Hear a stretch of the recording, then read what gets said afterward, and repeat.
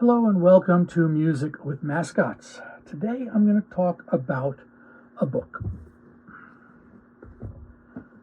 Three Shades of Blue, Miles Davis, John Coltrane, Bill Evans, and the Lost Empire of Cool. If you only ever read one book about jazz, this is the one it should be. It came out last year, 2024.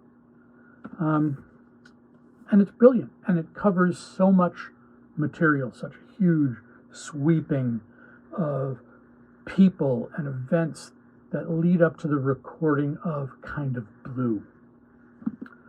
There are two other books that are excellent, written by Ashley Kahn, A Love Supreme. This focuses on John Coltrane, gives a nice biography of him, and then talks about the album and the recording of A Love Supreme, which is one of the top jazz albums of all time. Also one of my favorites. He also wrote another book on Miles Davis and the recording of Kind of Blue. I just started reading this after finishing the other. I had read A Love Supreme before. And I'm enjoying it, but if you're only going to read one book and you want to cover the same material with a bunch more, this is the way to go. James Kaplan's book. Now, it's billed as a triple biography of Miles Davis, John Coltrane, and Bill Evans, three of the people that came together to create the album Kind of Blue by Miles Davis.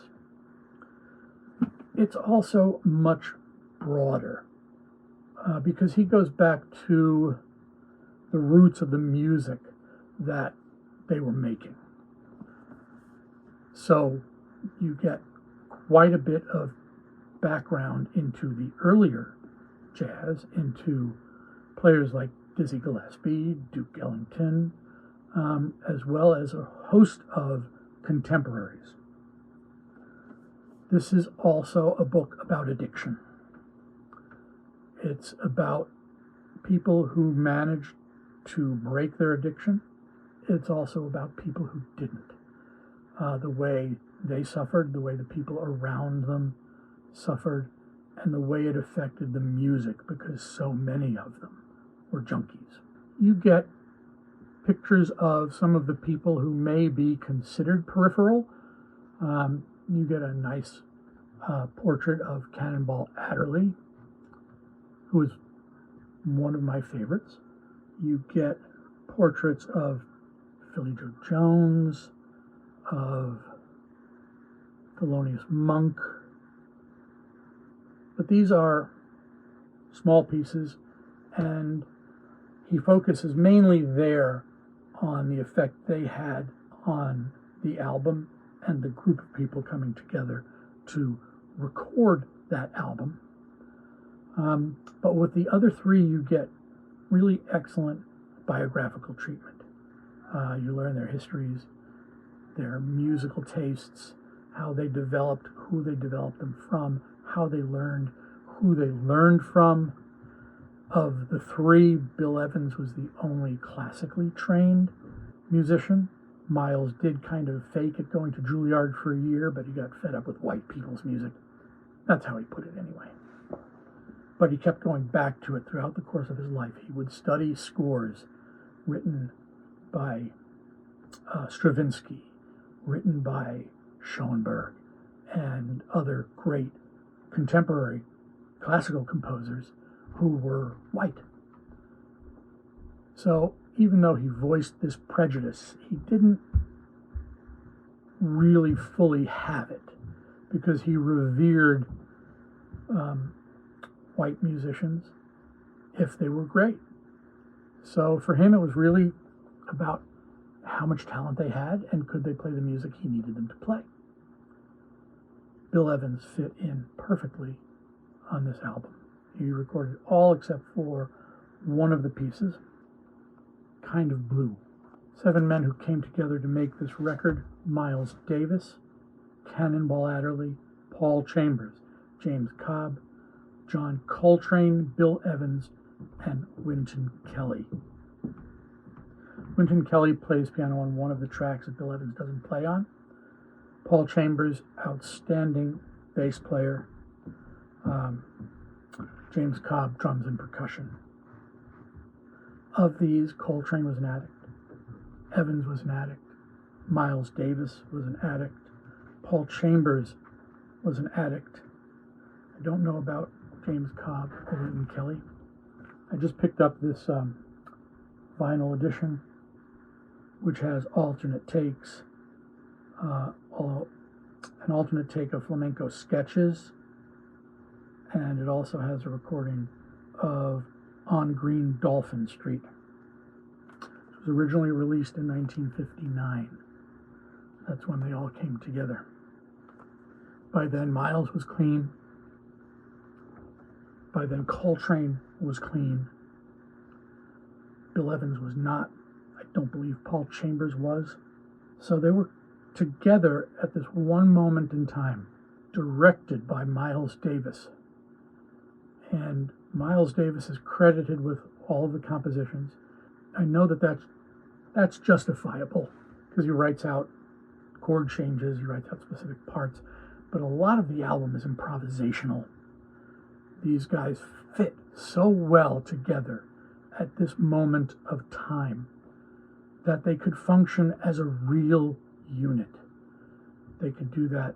They could read each other. They could know what one person was going to do and what another person was going to do, and they could blend it all together for one moment of perfection. They all went on in music, continued their careers. And James Kaplan covers that in here. He covers Cannonball Adderley, he covers later recordings of Bill Evans, of John Coltrane, and especially of Miles. Miles lived the longest and had the longest career. I don't know why that is. Maybe his body was able to take what he put it through better than the bodies of the others. Although he stayed off heroin, he did take up cocaine, which was a habit he maintained for the rest of his life. His personal life was a mess. He brings that to his music. He brings all of his emotionality to his music, which is why it connects with so many people. John Coltrane is more of a spiritual individual. And that comes out in A Love Supreme, and it comes out in his work after that, and the type of person he was. He was a quieter, calmer person. He wasn't interested in the spotlight like Miles was.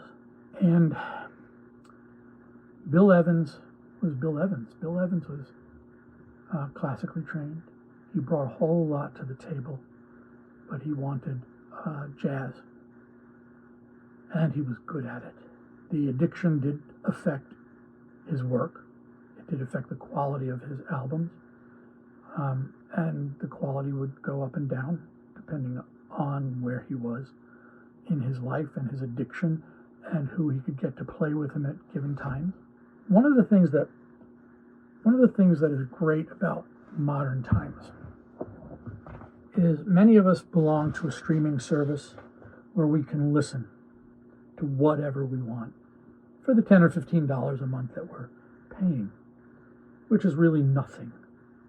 When you're reading this book, have something nearby that hooks you to your streaming service, because you're going to hear about albums and performers, and you're going to want to listen to them. That's one of the joys of reading this book, is it's so much broader than the two by Ashley Kahn. Kahn talks mostly about recordings of the composer who's writing about, whereas James Kaplan gets a lot broader. You hear a lot more about the early work that they did. You'll hear about who Miles performed with early in his career, and you'll understand how he got to where he did musically. Coltrane also.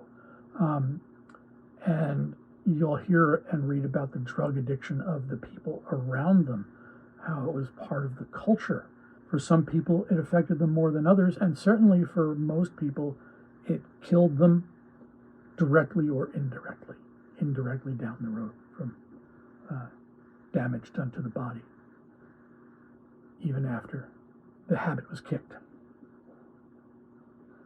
But the ability to stream when you're reading about music is just amazing, because back in the day, before all these services were available, if I was reading a book like this and I wanted to hear an album, I would have to go buy it or find someone that had it and listen to it. And I might have time to visit a friend who might have an album and listen to a track or two.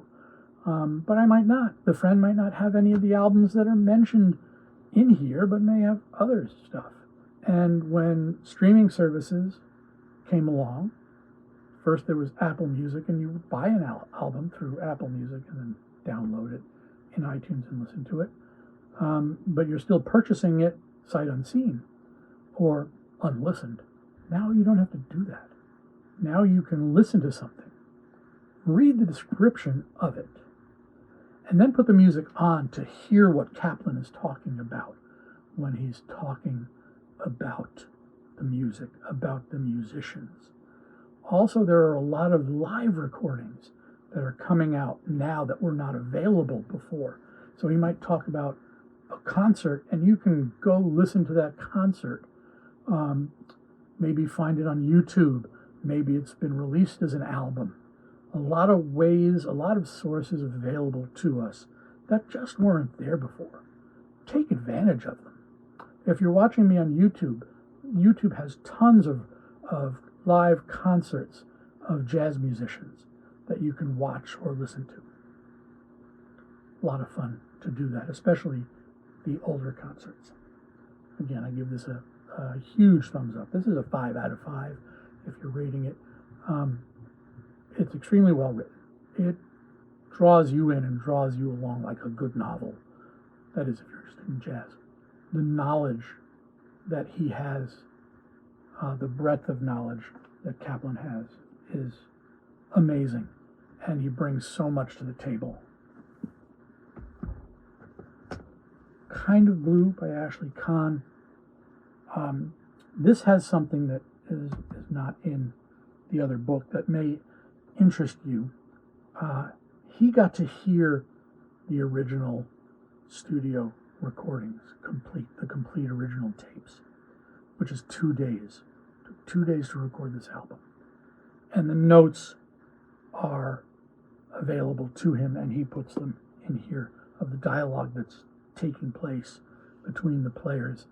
And I can't imagine with Ashley Kahn's familiarity with the music and the players how he felt. He kind of describes the awe that he had listening to this and the enthusiasm, and he picks up on and conveys the emotions of the other people in the room. And that's something that's not treated as well by Kaplan, because he's relying on Ashley Kahn to derive that information from in a lot of places. Kaplan is using Kind of Blue as a focal point, that there are all these musicians leading to this one point. With A Love Supreme, this is about Coltrane's journey, and a lot of times Coltrane's spiritual journey, that leads to a point with the album A Love Supreme, which was released after Kind of Blue was. So he's had a chance to mature just by being part of Miles Davis's band at that time. He grows. So if you want a fuller treatment of A Love Supreme, this is a great book. If you want just to read about Kind of Blue, this is a great book. If you want it all, if you want a picture of all the people involved, from the recording studio to the agents, to the publishers, to the labels,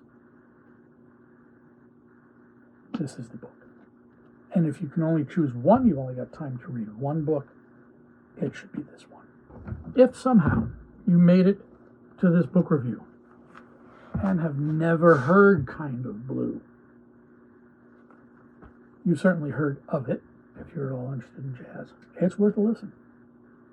There are many people who consider it the best jazz album ever made. It's certainly up there. Is it the best ever made? Depends on who you're asking.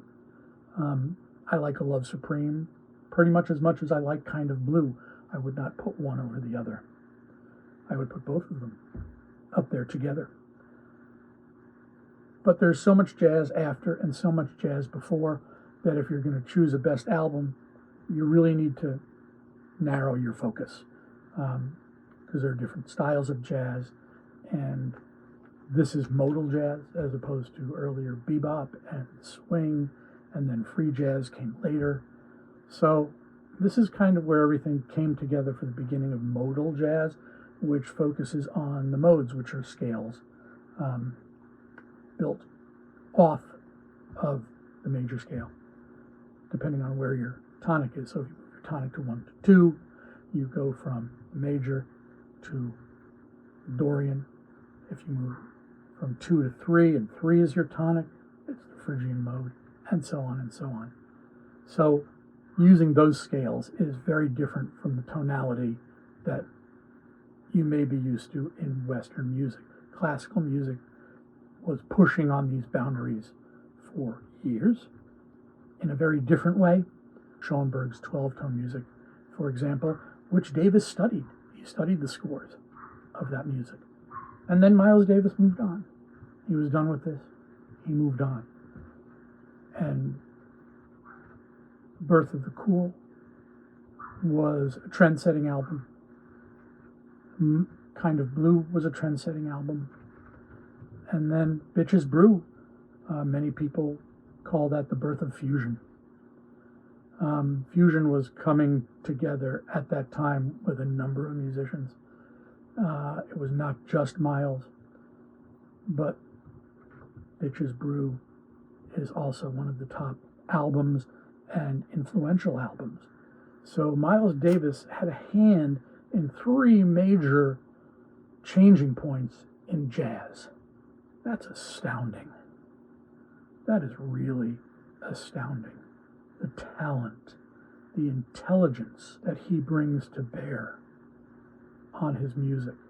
The fact that he's always looking for something new. And if you look at modern pop music today,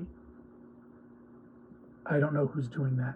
All of the music starts to sound alike when you use sampling and you use auto-tune and things like that. And we are losing something because of that.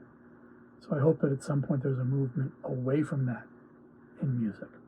3 Shades of Blue. Kind of Blue. That's the best there is. Thank you for joining me here at Music with Mascots, and I hope to see you again in the future. Thank you very much.